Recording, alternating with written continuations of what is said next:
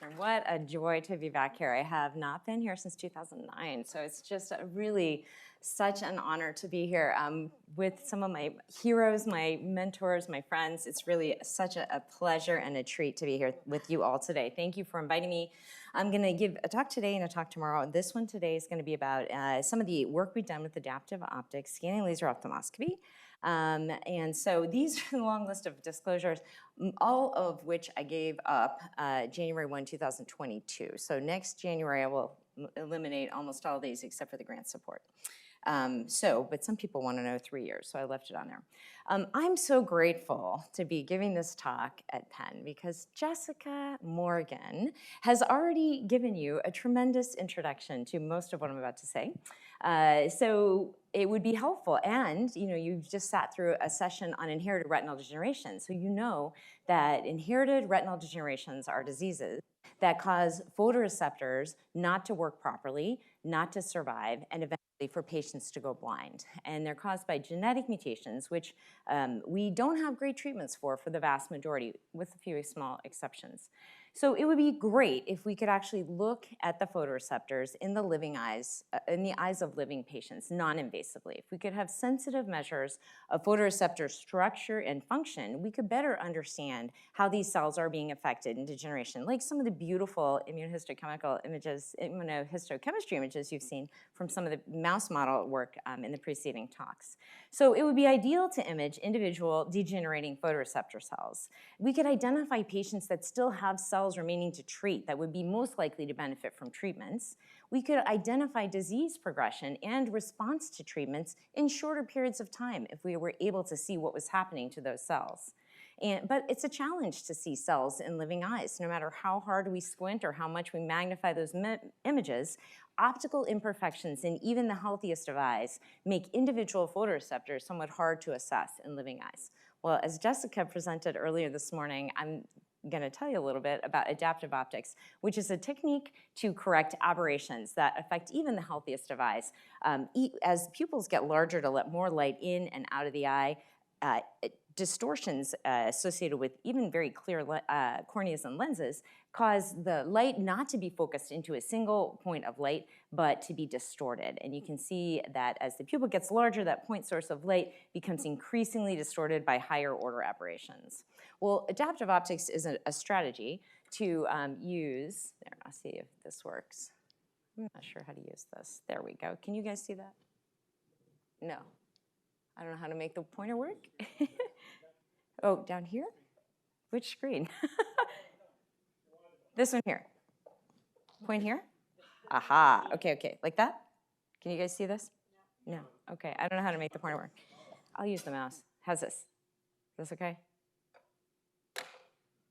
I even practiced this at lunch. And I still can't help it. Anyway, thank you. Oh, that's great. Does this control it? No.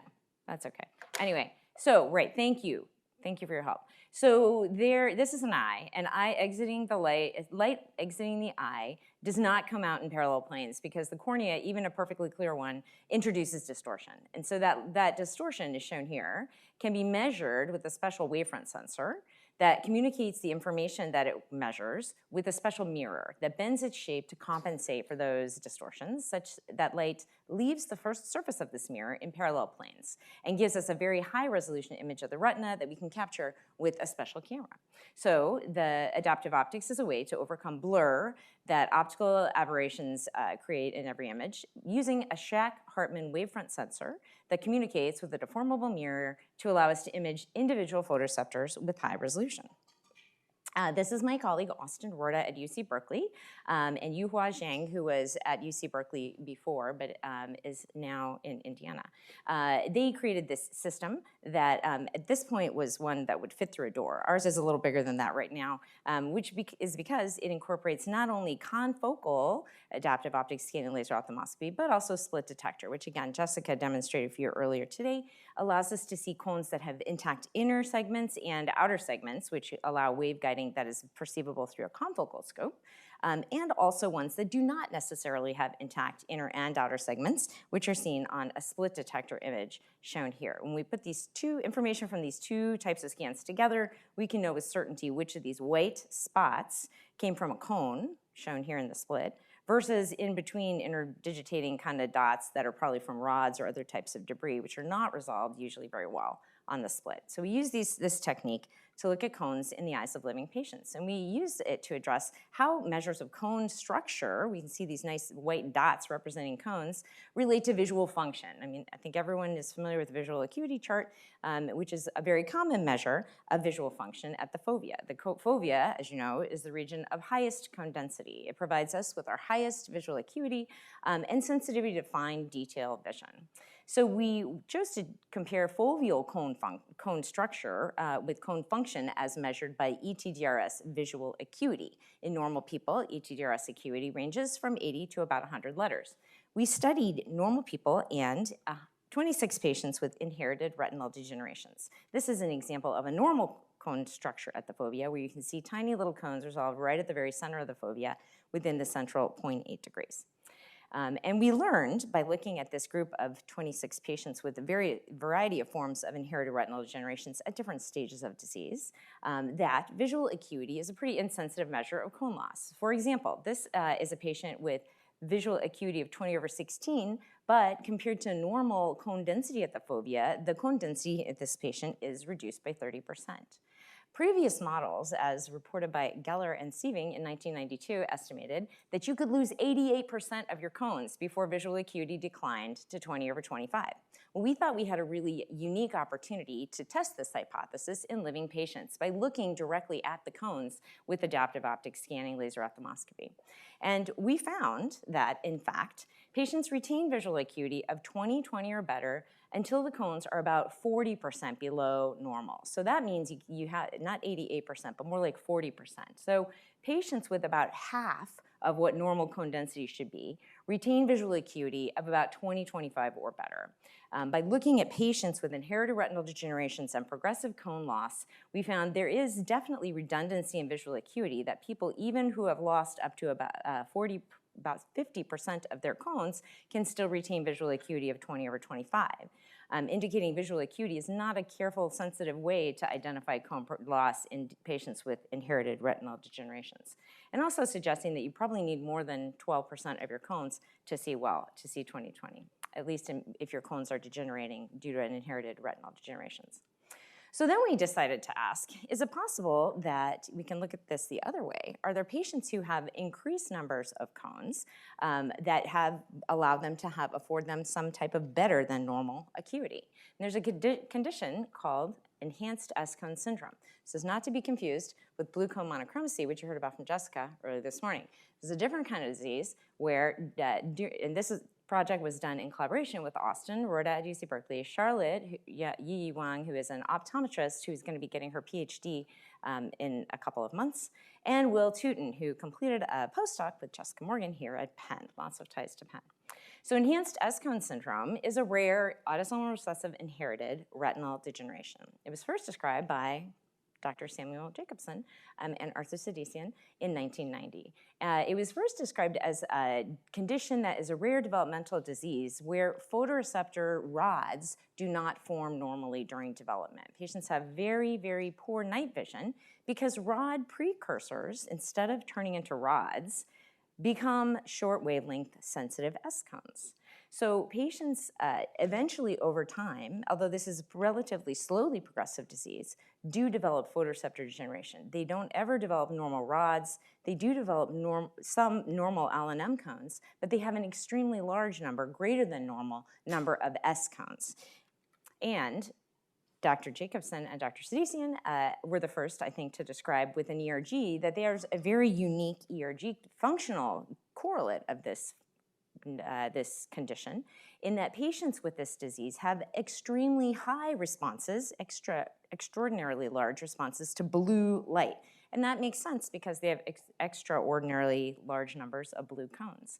They actually have more total cones than normal, but they have very few rods, and most of those cones are S cones. They have less than normal L cones. So psychophysically and electroretinography testing, psychophysical and electroretinography testing have demonstrated that patients with enhanced S-cone syndrome have abnormally increased sensitivity to blue light. we decided to see if with adaptive optics, if we could look at those cones, those excessively large numbers of S cones, and determine what impact that has on their ability to see small letters or to test their effect on visual acuity. And this comprised some part of Charlotte's thesis, so all credit due to her. She created this schema where we could look at whether increased S cones affect visual acuity. And this required us to isolate visual acuity with our adaptive optics system. And the way we do this is by modulating the scanning raster to introduce different types of stimuli. In addition, for this test, for this project, we introduced a DLP display where we showed a yellow E on a black background and a blue E on a yellow background to isolate the S cones. We isolated the L and M cones as well with the yellow E on the black background. So we tested visual acuity with two different types of stimuli to assess blue cone acuity in patients with these extremely high numbers of blue cones. And we looked at these patients who all had mutations in the gene NR2E3 that were either homozygous or compound heterozygous, and their visual acuity in the clinic with Snellen ranged from 20 over 16 to 20 over 200. So they actually had, some of them had very, very good visual acuity. So in normalized cones, as we've probably Jessica discussed earlier today, cones are most densely packed at the fovea, and they become more spread apart as we get farther away. But in patients with enhanced S-cone syndrome, the foveal cones are actually a little farther apart. There's increased cone spacing or greater distance between the cones, or lower density cones at the fovea. But interestingly, the spacing remains nearly constant at different eccentricities. And it's actually lower than normal at the fovea. The density is higher than normal. The cone spacing is lower than normal at the fovea, but it becomes pretty constant and higher than normal as we get farther away. So we use this special setup to test visual acuity with both L and M isolating conditions and S-cone isolating conditions at different distances away from the fovea. Before we began with that psychophysical testing, we started just by measuring the cones at different 1 degree eccentricities from the fovea extending out 5 degrees. You can see our normal cone spacing measures in patients are shown here in gray. As we get closer to the fovea, the cones are closer together and the density is higher. As we get farther away, they're further apart, as shown in this top example. Patients with enhanced S-cone syndrome, on the other hand, have lower densities or increased cone spacing within the central 1 degree, but then it's pretty flat. It's almost the same at every eccentricity where we counted. And beyond 2 degrees, cone spacing was actually smaller than normal or increased in density compared to normal subjects.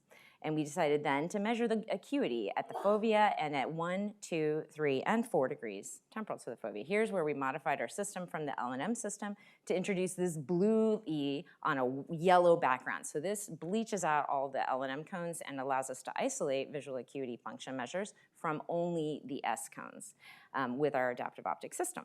So here's an example of a patient with enhanced S-cone syndrome during psychophysics. This patient has excellent preserved structure at the center. This is the left eye of a patient.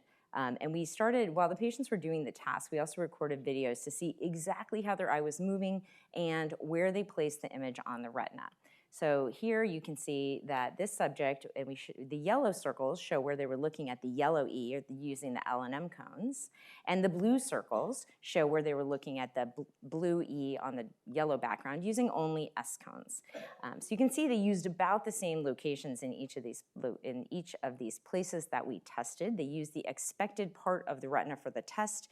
Therefore, they did not cheat. They weren't like moving their eyes around to use the best part of the retina. And then we did the same task in normalized and saw a similar pattern where near the fovea, actually the blue cones similarly have kind of a bigger area that people use versus the L&M cones. And this just shows the better distribution of cones in the normal subject to show you how we set up the test. So when we tested visual acuity, again with the L&M isolating stimuli using a yellow stimulus on a black background to look at L&M cone function, you can see in normal subjects that the acuity was actually, here's the acuity over here. Snellen acuity was near 20/15 in the normal subjects and got worse as we got farther away from the center. In the S-cone patient, enhanced S-cone patients to this kind of a stimulus, on average, their acuity was lower, 20/60 at the fovea, and was worse with eccentricity, as we would expect, getting worse with eccentricity in a normal subject. And at each location, visual acuity was worse in the enhanced S-cone syndrome patients than normal. But when we tested all the subjects for S-cone acuity, we see that at the fovea and pretty much everywhere we looked, in normal subjects, the visual acuity was much lower, around 200. Now, if you look at the patients with enhanced S-cone syndrome, they did as well as normal at the fovea, but at every eccentricity away from the fovea, they actually saw better than normal. And that's probably because they have more blue cones or S-cones than normal people at each of these locations. This slide shows the visual acuity letter size at each of the locations to the L and M shown in yellow and the S-cone, blue, E's at each location. You can see in the normal subject, at the fovea, they can see this tiny little letter E to yellow, but require a much bigger blue E because their S-cones are less sensitive and less densely packed. But as we get farther from the fovea, the acuity gets worse. Well, what's interesting is that the patients with enhanced S-cone syndrome required a bigger L and M cone. Their visual acuity, the L and M target was worse, but almost the same S-cone at the fovea. And as we got farther from the fovea, they were able to see a much smaller S-cone E than the normal subjects, indicating they had better acuity to an S-cone stimulus than normal. And we wonder if we might have missed an opportunity here. You see, we only went out to 4 degrees. We wonder if perhaps they got even better and had even improvement, greater improvements as we got farther from the fovea in comparison to normal subjects. Oh, I'm just finishing up. Last slide. Well, it might seem obvious that an extra amount of cones ought to confirm improvements in acuity. It's not that simple. If it was only cone density alone, we would expect these enhanced cone syndrome patients to see better than over 20 at all locations. So what limits the information accessible by the brain from the retina are actually ganglion cells, and their axons form the optic nerve. It's really widely believed, so if it was just the S-cone density, we would imagine better vision. We didn't see that. But the ganglion cells are really required to take the message to the brain. So it's widely believed that LM acuity is limited by midget retinal ganglion cells. So it's surmised that in normal eyes, S-cone acuity is being mediated by the BY bistratified ganglion cells. Well, if this were the case, the number of BY bistratified ganglion cells in the enhanced S-cone syndrome patients would have to be greater than normal to commensurate to match up with the number of increased S-cones, which seems unlikely because the RGCs develop before the cones. So why do these patients have better visual acuity? What is mediating this enhanced visual acuity? It might be increased midget retinal ganglion cells, or perhaps the rod pathway is being co-opted by the S-cones.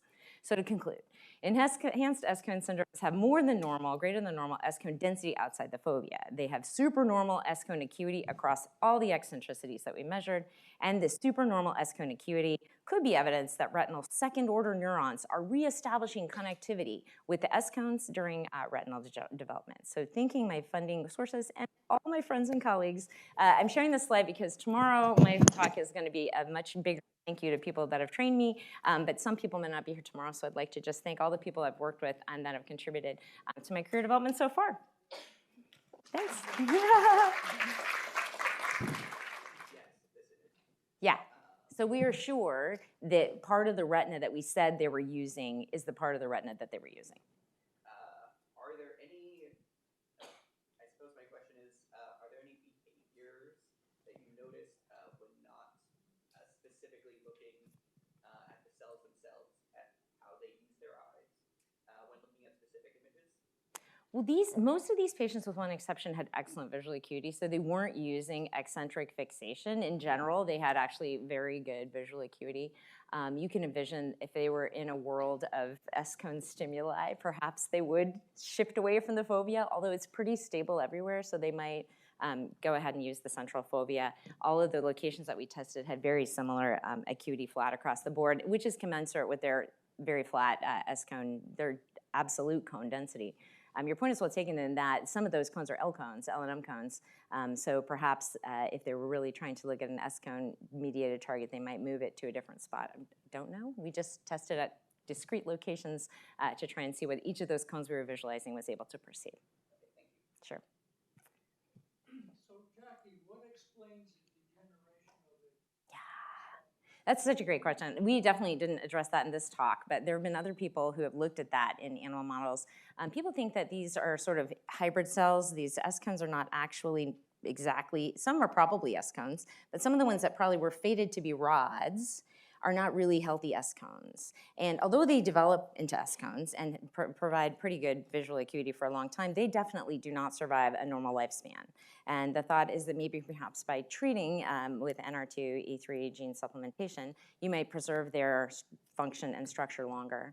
I don't know whether you would confer better, reduce, I don't know whether you would, I'm worried a little bit about that gene therapy trial because would you monitor reductions in S-cone sensitivity as a measure of success? I'm not really sure if that's what you're hoping to achieve or not. But the hope is that if you restore an NR2E3, it also definitely provides a survival neurotrophic factor that is required for those cells to survive. So they develop a very slow but progressive retinal degeneration. Thank you so much.